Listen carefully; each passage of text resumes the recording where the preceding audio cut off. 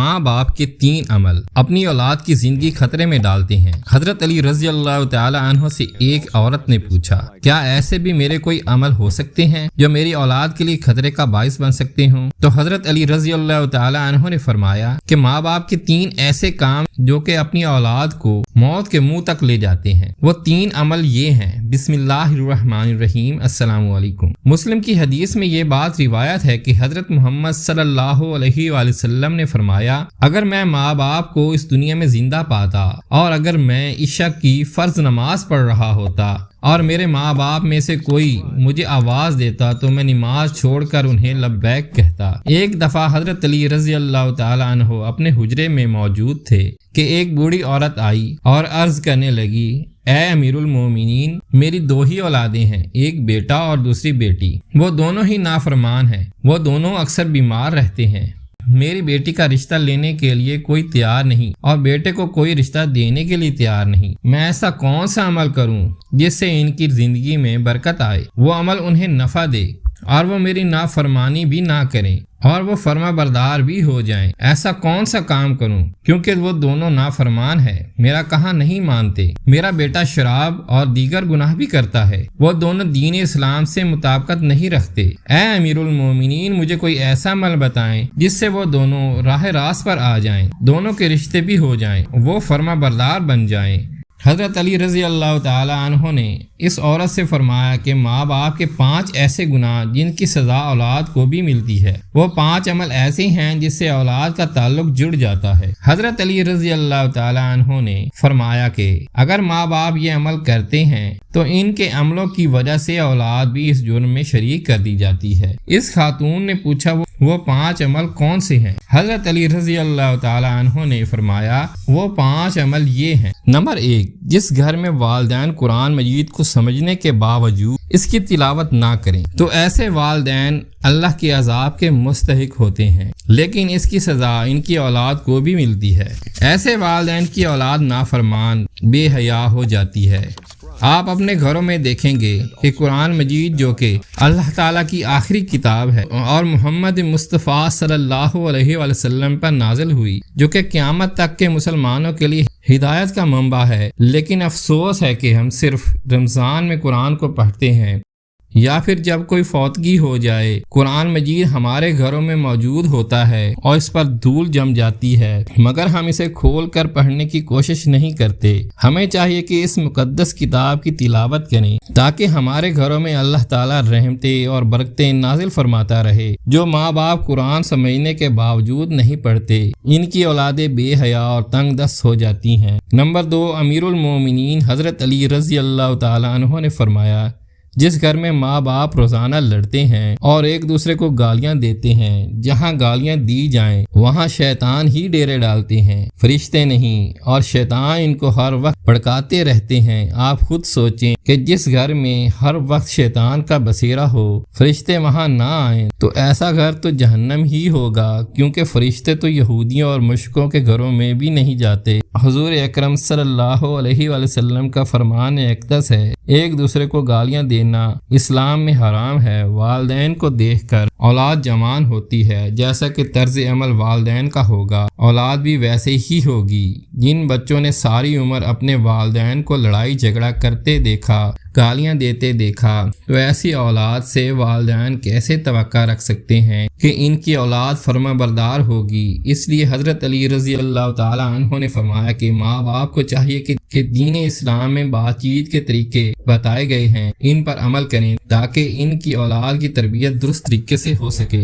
اس طرح آپ کی اولادیں نافرمان اور بے حیا نہیں ہوں گی۔ اپنے گھروں میں نیکی کی باتیں پھیلائیں، اپنی اولاد کو نیکی کا درس دیں، اپنی بیٹیوں کو حضرت فاطمہ الزہرا رضی اللہ تعالی عنہا اور حضرت عائشہ صدیقہ رضی اللہ تعالی عنہا کے واقعات بتایا کریں، ان کے طرز زندگی کے متعلق بتایا کریں تاکہ ہماری بیٹیاں باحیا اور پردہ دار ہوں۔ نمبر 3، مولا علی شیر خدا حضرت علی رضی اللہ تعالی عنہ بے پردگی کی وجہ سے ان کی اولاد پر بیماریوں کا حملہ ہوتا ہے۔ حدیث صحیح بخاری میں حضرت ابو ہریرہ رضی اللہ تعالی عنہ سے روایت ہے کہ نبی کریم صلی اللہ علیہ وآلہ وسلم نے فرمایا کہ پردہ عورت پر واجب ہے، جبکہ بے پردہ عورت پر جہنم واجب ہے۔ جس گھر میں بے حیائی اور بے پردگی ہوتی ہے تو اللہ کے فرشتے ایسے گھروں میں رہنے والوں کے لیے بد دعا کرتے ہیں، اور شیطان ایسے گھروں کو اپنا بسیرا بنا لیتے ہیں جہاں بے پردگی عام ہو۔ اس گھر کی اولادیں بے حیا، نافرمان اور غلط کاموں کا شکار ہو جاتی ہیں۔ یہی نہیں بلکہ پریشانیوں اور مصیبتیں ایسی اولاد کا مقدر بنتی ہیں۔ یہ ان کے والدین کی بے پردگی کی وجہ سے ہوتا ہے۔ جس گھر میں بے حیائی ہوتی ہے وہاں اللہ کی برکت اور رحمت نہیں ہوتی۔ ایسے ماں باپ کی اولادیں فتنوں اور بلاؤں سے محفوظ نہیں رہ سکتی،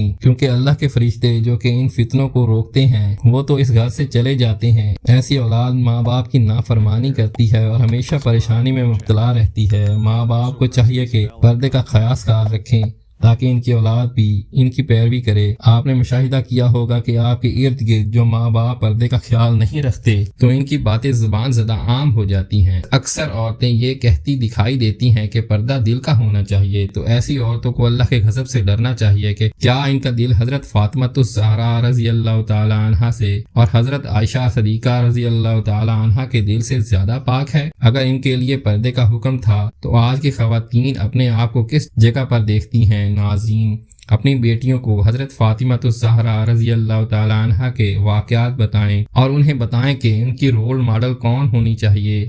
آپ کو حضرت فاطمہ الزہرا رضی اللہ تعالی عنہا کا ایک واقعہ سناتے ہیں۔ شادی کے بعد نبی کریم صلی اللہ علیہ وآلہ وسلم حضرت فاطمہ کو گھر لے کر گئے۔ راستے میں ایک نابینا صحابی بیٹھے ہوئے تھے۔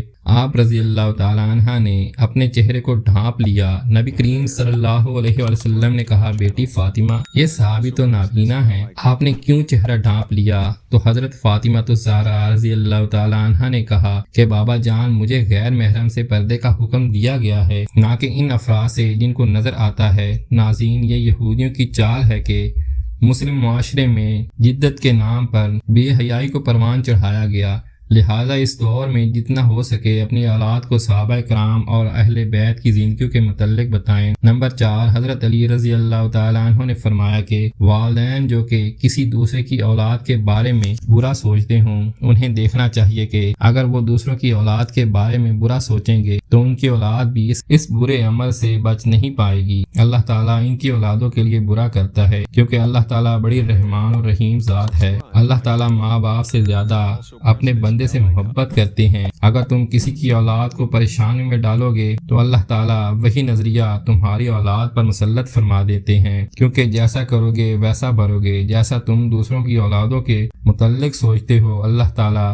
وہی نظریہ دوسروں کے ذہن میں تمہاری اولادوں کے متعلق بنا دیتا ہے۔ جیسا تم کسی کی بیٹی کے بارے میں چاہتے ہو، اللہ تعالیٰ ویسا ہی تمہاری بیٹی کے ساتھ کرتا ہے۔ حدیث پاک کا مفہوم ہے کہ نبی کریم صلی اللہ علیہ وسلم کے پاس ایک صحابی آئے، عرض کی، یا رسول اللہ، فلاں صحابی عورت کو چھپ چھپ کر دیکھتے ہیں۔ تو آپ صلی اللہ علیہ وآلہ وسلم نے اس صحابی سے فرمایا کہ اس صحابی کو بلا کر لاؤ۔ جب وہ صحابی آپ کی خدمت میں حاضر ہوئے تو آپ نے اس سے کہا، تم اپنے گھر کی حفاظت کی ذمہ داری چھوڑ گئے ہو کیا؟ صحابی نے جواب دیا، نہیں، میں تو اپنے گھر کی آپ کے فرمان کے مطابق نگہبانی کرتا ہوں۔ آپ صلی اللہ علیہ وآلہ وسلم نے فرمایا، جاؤ گھر جا کر دیکھو کہ آپ کا گھر محفوظ بھی ہے یا نہیں۔ وہ صحابی جب گھر گئے، اس کے گھر کی ایک دیوار گر چکی ہے۔ وہ صحابی واپس آئے، آپ صلی اللہ علیہ وآلہ وسلم کی خدمت میں حاضر ہوئے اور پوچھا، یا رسول اللہ صلی اللہ علیہ وآلہ وسلم، یہ کیا معاملہ ہے؟ تو آپ صلی اللہ علیہ وآلہ وسلم نے فرمایا، اگر تم کسی عورت کو دیکھو گے تو اللہ تعالیٰ تمہارے گھر کی دیواریں گرا دے گا۔